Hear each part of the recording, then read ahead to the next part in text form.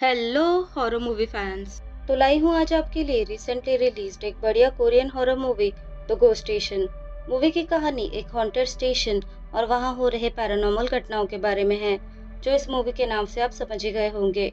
Movie की कहानी काफी अच्छी है, तो इस वीडियो को आखिर तक जरूर देखना। तो चलो शुरू करते हैं इस खौफनाक मूवी का एक्सप्लेनेशन। तो कहानी की शुरुआत होती है ओक्सो स्टेशन पे, जहाँ एक आदमी ट्रेन का इंतजार कर रहा था। तभी वहां उसे एक लेडी दिखती है जो अजीब वे में स्टेशन पर चल रही थी। ऐसा लग रहा था कि वो ड्रंक हो। वो आदमी इस इंसिडेंट के बारे में सोशल मीडिया पर पोस्ट कर रहा था। फिर वो लेडी अपना सिर दीवार पर मारने लगती है और अचानक ही वहां से गायब हो जाती है। वो आदमी उस लेडी को चेक करने जाता है। तभी प्लेटफॉर्म का एंट्री डोर खुल जाता है, जो कि अजीब था क्योंकि कोई भी ट्रेन वहां नहीं आई थी। उस आदमी को नीचे से कुछ आवाजें आ रही थी, तो उन्हें सुनने वो नीचे झुका था। पर तभी डोर के अचानक बंद होने से उस आदमी की बहुत ही भयानक तरीके से मौत होती है। फिर सीन शिफ्ट होता है एक न्यूज चैनल के ऑफिस में, जहां हम रिपोर्टर नायंग को देखते हैं, जिसने रिसेंटली एक मॉडल का इंटरव्यू लिया, उसके फोटोज क्लिक किए और बिना उस मॉडल की परमिशन के उसे पब्लिश भी कर दिया, जिसके कारण उस मॉडल ने उनके चैनल पर केस कर दिया था। नायंग उन्हें समझा रही थी कि उसने परमिशन ली थी, पर कोई उसकी बात नहीं मानता। फिर नायन को हम उसके बॉस के साथ केबिन में बात करते देखते हैं, जो उसे कहती है कि अब उसे ही इस केस की सेटलमेंट का पैसा देना होगा। नायन कहती है उसने उस स्टोरी को सीनियर के अप्रूवल के बाद ही पब्लिश किया था, तो वो क्यों पैसे दे। जिस पर बॉस कहती है कि ये सारी प्रॉब्लम उसके बिना परमिशन लिए फॉल्स रिपोर्ट को लिखने की वजह से हुई है, तो ये सब गलती नायन की ही है। बॉस उसे बहुत खरी खोटी सुनाती है और कहती है कि अब उसके पास सिर्फ दो रास्ते हैं, एक कि वो जाकर उस मॉडल से माफी मांगकर केस को सेटल करवाए, या कोई और प्रोजेक्ट पर काम करे जिसकी सक्सेस से उन्हें फायदा हो। इसके बाद नायक ऑक्सो स्टेशन पहुंचकर अपने दो दोस्तों से मिलती है, जो वही काम करते थे, और हमें पता चलता है उन्होंने ही उसे उस मॉडल के बारे में बताया था। वो उन दोनों को बहुत डांटती है और चैनल पर हुए केस के बारे में भी बताती है। नायक को उस मॉडल का कॉन्टेक्ट नंबर चाहिए था, ताकि वो उसे मिलकर समझा पाए, पर वो भी उन दोनों के पास नहीं था। तो वो उन पर फिर से बहुत गुस्सा होती है। फिर शांत होकर उन्हें कहती है अगर वो मॉडल उन्हें दोबारा दिखे तो वो उसे तुरंत कॉल करे। अब शिफ्ट खत्म होने के बाद वो दोनों फिर से नायंग से मिलते हैं। वो कहते हैं कि वो दोनों बस उसकी मदद करना चाहते थे, और अगर नायंग चाहे तो वो ऑक्सो स्टेशन के हॉन्टेड होने पर आर्टिकल लिख सकती है। इस स्टेशन की डार्क हिस्ट्री के बारे में तो सब जानते हैं, तो ये एक अच्छा टॉपिक हो सकता है, और वो उनके साथ हुआ एक इंसिडेंट भी उसे बता सकते हैं। फिर सुनजुंग उसे युवॉन के साथ कुछ दिन पहले घटा एक इंसिडेंट बताने लगता है। एक रात युवॉन स्टेशन मास्टर के साथ स्टेशन पर लगे कैमरास को मॉनिटर कर रहा था। देर रात एक आदमी स्टेशन पर आया और थोड़ी ही देर में रेलवे ट्रैक पर कूद गया, और तभी प्लेटफॉर्म पर लगा कैमरा भी बंद हो गया। थोड़ी ही देर में एक एक्सप्रेस वहां से गुजरने वाली थी, तो युवॉन प्लेटफॉर्म पर भागता है। युवॉन उस आदमी को ट्रैक से हटने के लिए कह रहा था, पर उस आदमी का तो उसकी बातों पर ध्यान ही नहीं था। वो लगातार ट्रैक के पास अंधेरी जगह को देखे जा रहा था। ऐसे लग रहा था कि मानो वो आदमी पोजेस हो गया हो। जब युवॉन ने उस जगह देखा, तो उसे कुछ पलों के लिए वहां एक बच्चा दिखा। बहुत कोशिश करने के बाद भी वो आदमी ट्रैक से नहीं हटा, और उसकी ट्रेन के कुचले जाने से मौत हो गई। नायंग कहती है कि वो उस बच्चे वाली बात को ऐसे ही नहीं लिख सकती, क्योंकि सिर्फ युवॉन ने ही उसे देखा था। उसे पक्का सोर्स चाहिए रहेगा ये सब लिखने के लिए। जिस पर युवॉन कहता है उस इंसिडेंट के बाद एक शमन ने भी उस स्टेशन को विजिट किया था, और उसने भी एक बच्चे को वहां देखा था। तो उस शमन से नायंग को और जानकारी मिल सकती है। अब नायंग उस शमन से मिलकर उससे ऑक्सो स्टेशन और वहां घट रहे अजीब हादसों के बारे में पूछती है। उसे पता चलता है कि वो शमन रेलवे के मॉर्ग रूम में ही काम करता है, और जब वो वहां एक्सीडेंट के बाद उस बॉडी को लेने गया, उसे ट्रैक के पास एक लड़की दिखी। उसका नाम पूछते ही उसने शमन को 1121 ये नंबर दिखाया, और वो अगले ही पल वहां से गायब हो गई, जिससे वो शमन समझ गया कि ऑक्सो स्टेशन पर बहुत सारे छोटे बच्चों की आत्माएं रहती है। फिर नायंग स्टेशन के ऑफिसर से मिलकर उससे स्टेशन के हॉन्टेड होने के बारे में इंटरव्यू लेने का ट्राई करती है, पर वो उसे कुछ नहीं बताता, जिसका मतलब नायंग को किसी और तरीके से ही इंटरनल इंफॉर्मेशन निकलवानी होगी। तो वो तुरंत युवॉन को कॉल करके किसी तरह उसे इंसिडेंट वाले दिन की सीसीटीवी फुटेज लाने कहती है, जिससे उसे पक्का प्रूफ मिल जाए। अगले सीन में हम युवॉन को देखते हैं, जो अभी भी उस आदमी के मरने के हादसे को भुला नहीं पाया था, और उसकी इसी हालत की वजह से सुनजुंग उसे हमेशा डराते रहता। अब सुनजुंग फिर से रेस्टरूम में युवॉन के साथ मजाक करके उसे डराता है। युवॉन उस पर नाराज होकर वहां से चला जाता है। और सुंजू को रेस्टरूम के एक शीशे पर एक नंबर दिखता है 1013, जिसे उसने इग्नोर कर दिया। अब नायंग के कहने पर युवॉन ने बिना किसी के जाने एक्सीडेंट वाले दिन की फुटेज को पेन ड्राइव में कॉपी कर लिया था। फिर वो उस पेन ड्राइव को नायंग के पास ले ही जा रहा था। तभी वो स्टेशन पर उसे एक्सप्रेस ट्रेन के ड्राइवर से टकरा जाता है, जिससे उस दिन एक्सीडेंट हुआ था। उस आदमी की तबीयत काफी खराब लग रही थी। वो कोई नंबर बड़बड़ाते हुए वहां से चला गया, पर उस पर ज्यादा ध्यान न देते हुए युवा नायंग से मिलकर उसे वो पेन ड्राइव देता है। वो नायंग को ट्रेन ड्राइवर के अजीब बर्ताव के बारे में भी बताता है। तो नायंग को लग रहा था शायद उस ड्राइवर को भी ऑक्सो स्टेशन के स्पिरिट ने पोजेस कर लिया होगा। नायंग उसे ढूंढते हुए स्टेशन आती है। वो ट्रेन ड्राइवर उसे स्टेशन पर दिखता है और वो देखती है कि उसके साथ एक लेडी भी बैठी हुई थी, जो नायंग के आते ही वहां से चली गई। नायंग उस आदमी का इंटरव्यू लेने का ट्राई कर रही थी, पर वो कुछ नहीं बोलता। वो बस सामने लगे मिरर में घूरे जा रहा था। नायंग को वहां कुछ नहीं दिखता, पर वो आदमी को मिरर में अपने पीछे एक बच्चे का घोंस दिख रहा था, जिसने उसे पकड़ रखा था और उसी की वजह से उसके गर्दन पर नाखूनों के निशान भी बन गए थे। फिर हम एक फ्लैशबैक का सीन देखते हैं, जिसमें एक बच्चे के घोंस ने उस ट्रेन ड्राइवर को भी एक नंबर दिया था। फिर वो आदमी बिना कुछ कहे ही वहां से जाने लगता है, तो नायंग भी उसके पीछे जाने लगती है। उसका पीछा करते हुए वो बेसमेंट में पहुंच गई थी। वो देखती है कि वो आदमी एक जगह रुककर एक कोने में घूरे जा रहा था। वो आदमी बार बार एक नंबर बोल रहा था, पर नायंग कुछ समझ नहीं पाती। वो आदमी अचानक पीछे मुड़ता है तो हम देखते हैं कि अब वो पूरी तरह से पोजेस हो गया था। नायंग डर कर वहां से भागती है। अब ट्रेन से घर जाते वक्त वो देखती है सारे लोग उसके लिखे आर्टिकल को पढ़ रहे थे, जिससे वो खुश हो जाती है। ट्रेन से निकलते वक्त एक बच्चे का घोंस उसके पैर को पकड़ लेता है और वो डर कर उठ जाती है। ये बस उसका एक सपना था। दरअसल अभी वो ऑफिस में थी, जहाँ सब लोग उसके सक्सेस का सेलिब्रेशन कर रहे थे, क्योंकि उसकी लिखी स्टोरी वायरल हो गई थी। अब सेलिब्रेशन के बीच में उनकी खड़ूस बॉस आकर उन सबको एक शॉकिंग बात बताती है। दरअसल नायंग ने उस आदमी का इंटरव्यू 10 बजे लिया था, पर बॉस को स्टेशन से पता चला था कि उस ट्रेन ड्राइवर की 9 बजे ही मौत हो गई थी। तो आखिर नायंग ने किसका इंटरव्यू लिया? अब नायंग स्टेशन पहुंचकर सीसीटीवी फुटेज देखती है, जिसमें नायंग अकेले ही बात कर रही थी। वो आदमी सीसीटीवी में कहीं भी नहीं था, क्योंकि उस आदमी ने पहले ही सुसाइड कर लिया था। तो नायंग समझ जाती है कि स्टेशन पर उसने उस आदमी की स्पिरिट को देखा था और वो ही नायंग को बेसमेंट में अपनी लाश के पास ले गया। अब कैबिन में फिर से बॉस नायंग पर गुस्सा हो रही थी कि उसने दूसरी बार ऐसे फॉल्स रिपोर्ट को पब्लिश किया। वो उसे नौकरी से निकालने वाली थी। तभी नायंग का कोवर्कर आकर बॉस को बताता है कि उस ट्रेन एक्सीडेंट में मौत हुए आदमी की बहन नायंग से मिलना चाहती है। तो बॉस कहती है कि नायंग लकी है कि इस बार न्यूज़ खुद उसके पास आई है, तो वो इस मौके का फायदा उठाए। उस लेडी के घर जाकर उसे पता चलता है कि वो वही लेडी थी जिसे उसने ट्रेन ड्राइवर के पास बैठे देखा था।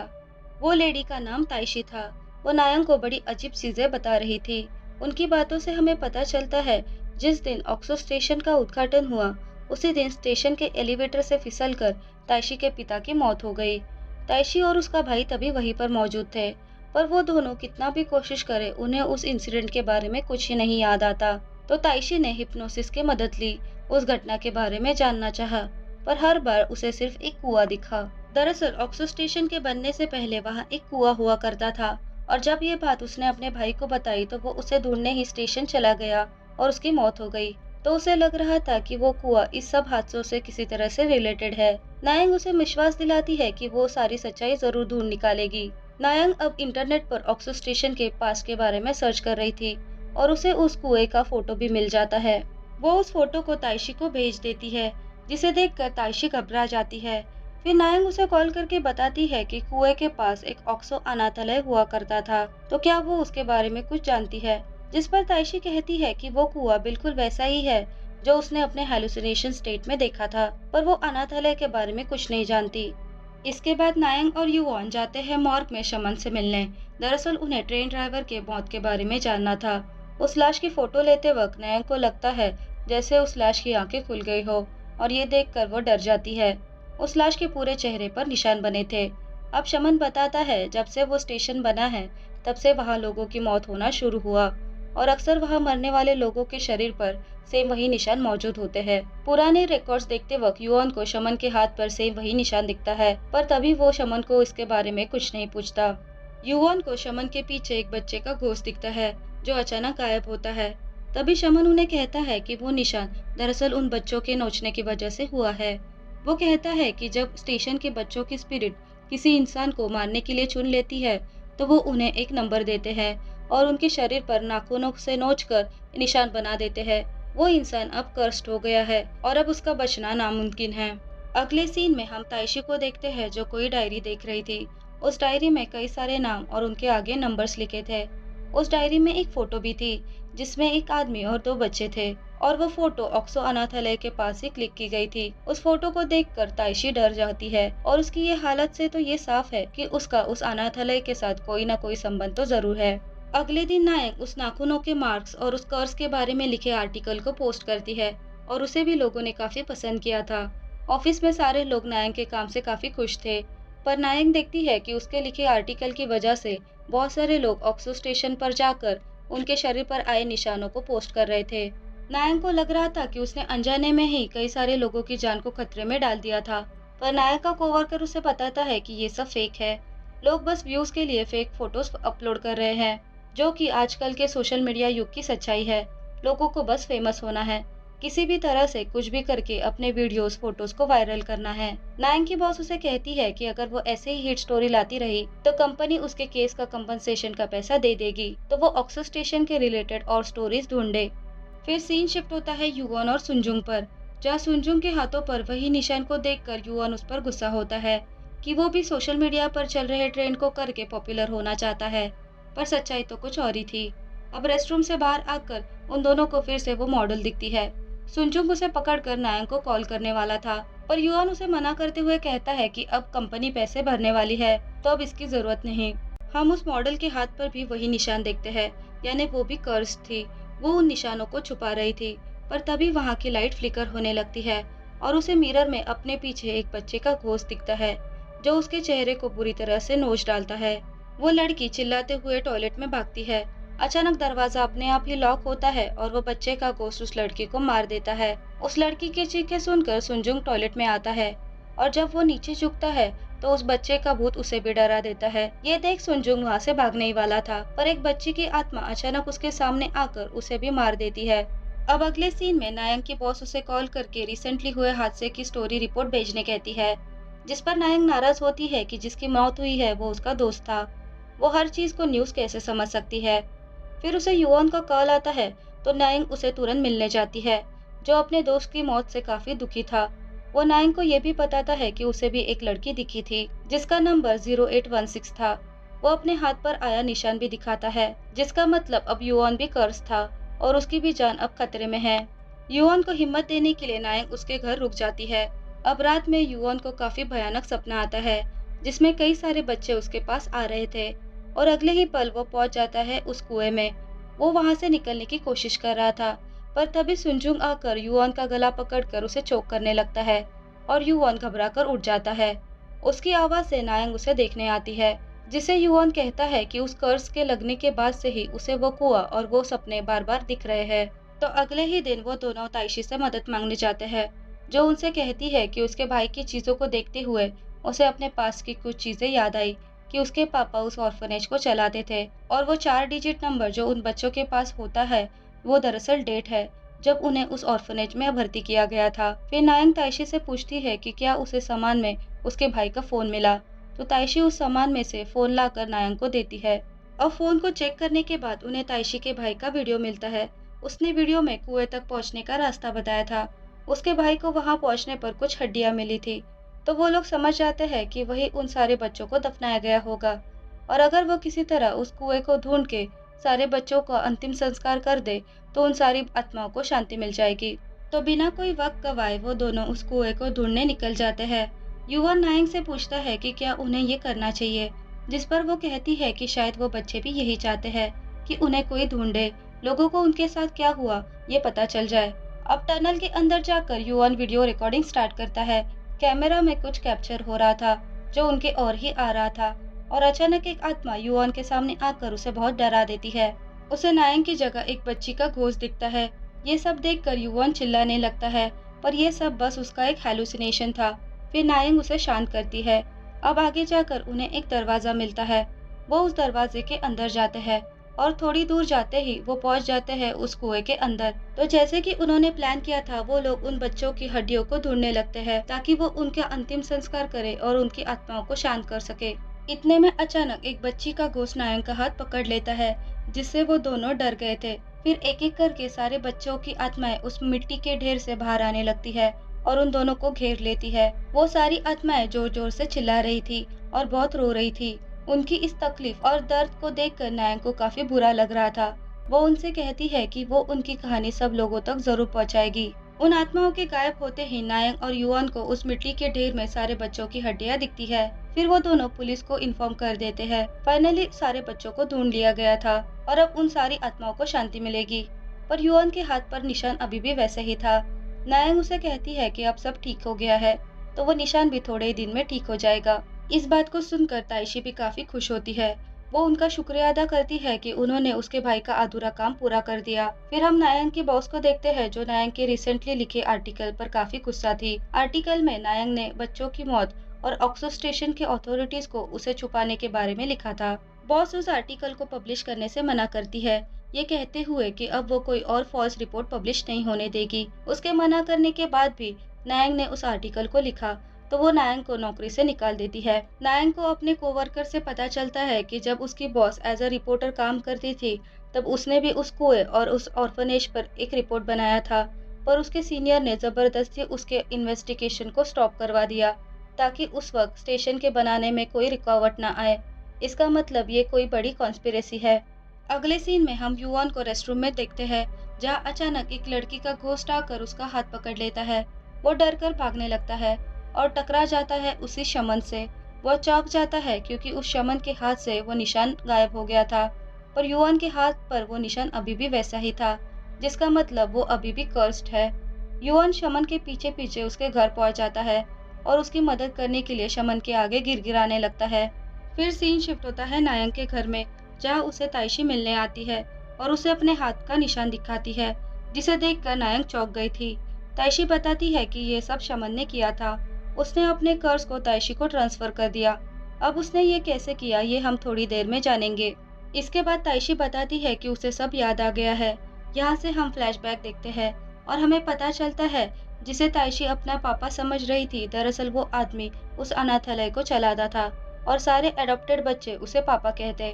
वो उन सब बच्चों को उस कुएं में रखता और उन्हें उन 4 डिजिट से बुलाता जो उनकी अनाथालय में आने की डेट्स थी।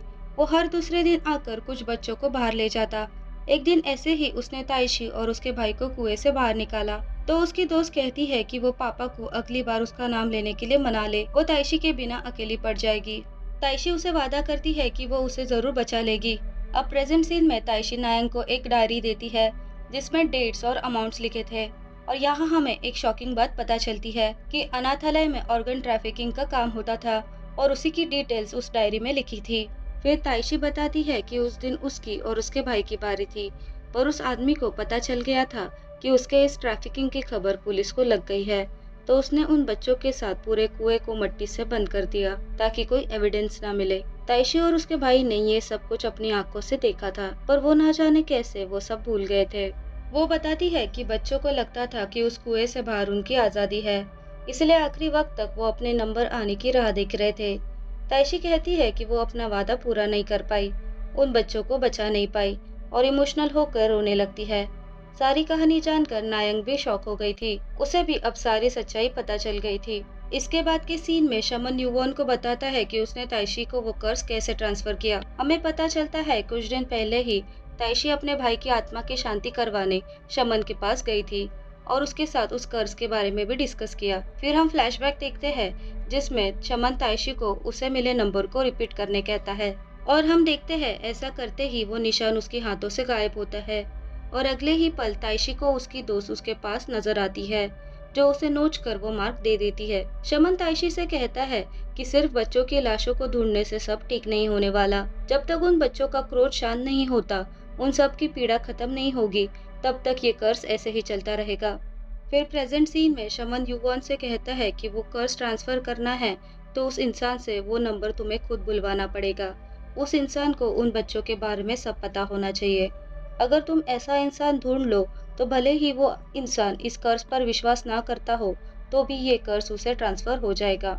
शमन कहता है कि ये इतना भी आसान नहीं है, इसमें तुम्हें एक्सट्रीम इच्छा चाहिए कर्ज को ट्रांसफर करने के लिए, ये जानते हुए भी कि तुम्हारे कारण कोई और मरने वाला है। फिर अगली सुबह नायंग को युवॉन का कॉल आता है, जो उसे बताता है कि उसका पुराना फोन खो गया है, तो उसने नया फोन और नंबर लिया है, तो वो उसके नए नंबर को लिख ले। वो अपना नया नंबर बताने लगता है और नायंग उस नंबर को याद करने लगती है। फिर वो नायंग को बताता है कि उसने शमन से उस कर्ज को ट्रांसफर करने का तरीका भी जान लिया है। ये सुनते ही नायंग समझ गई थी कि युवॉन ने उसके साथ क्या किया था। उसने धोखे से उससे वो नंबर बुलवा लिया। उसके हाथ पर वो निशान आ गया था, जिसका मतलब अब वो कर्स्ड हो गई थी। फिर युआन उसे माफी मांग के फोन कट करता है और नायंग की जान को खतरे में डालकर वहां से चला जाता है। पर नायंग भी हार मानने वालों में से नहीं थी। वो भी शमन के पास जाकर उस कर्ज को ट्रांसफर करने की सारी इन्फॉर्मेशन ले लेती है। अगले सीन में नायंग को पता चलता है कि उसने लिखे आर्टिकल में कुछ चेंजेस करके चैनल ने उसे पब्लिश कर दिया था, पर उसका नाम कहीं भी मेंशन नहीं था। इससे उसे बड़ा गुस्सा आता है। वो जानती थी कि अब उसे क्या करना है। वो अच्छे से रेडी होकर फुल स्वैग में अपने ऑफिस पहुंचती है और अपने बॉस के पास जाकर उसे पूछती है कि क्या उसे पहले से ही उस अनाथालय के मालिक की सच्चाई पता थी और क्या किसी के ऑर्डर से ये सारी बातों को दबा दिया गया था। ये सब जानकर भी वो कैसे चुप रही, या इस सब में वो भी इन्वॉल्व है। पर इस सब पर उसकी बॉस उसे कोई जवाब नहीं देती। पर नायंग को अपना जवाब मिल गया था। वो एक पेपर निकालती है जिसपे वही 4 डिजिट नंबर लिखा था। वो अपने बॉस को उस नंबर को रीड करने कहती है। पहले तो वो उसे इनकार करती है, पर नायंग कहती है कि अगर वो ऐसे करेगी तो वो बिना कुछ तमाशा किए रिजाइन करके वहां से चली जाएगी। तो उसकी बात मानकर बॉस उस नंबर को पढ़ लेती है। उसके नंबर पढ़ते ही नायंग हंसकर वहां से जाने लगती है। वो देखती है कि उसका निशान गायब हो गया था और ट्रांसफर हो गया था उसके खड़ूस बॉस को। उसकी बॉस उस निशान को अपने हाथ पर देखकर डर के मारे चिल्लाने लगती है। और इसी के साथ यहाँ ये मूवी एंड होती है। तो गाइस, ये थी द घोस्ट स्टेशन मूवी की कहानी। मूवी की कहानी कैसी लगी कमेंट करके जरूर बताना। एक्सप्लेनेशन अगर पसंद आई हो तो प्लीज लाइक करना और चैनल को भी सब्सक्राइब करना। इससे मुझे मोटिवेशन मिलेगा और वीडियोस बनाने के लिए। सो कहती हूँ आपको अलविदा, विद वादा कि ऐसी अच्छी अच्छी कहानी आपके लिए लाती रहूंगी। तब तक के लिए बाय बाय।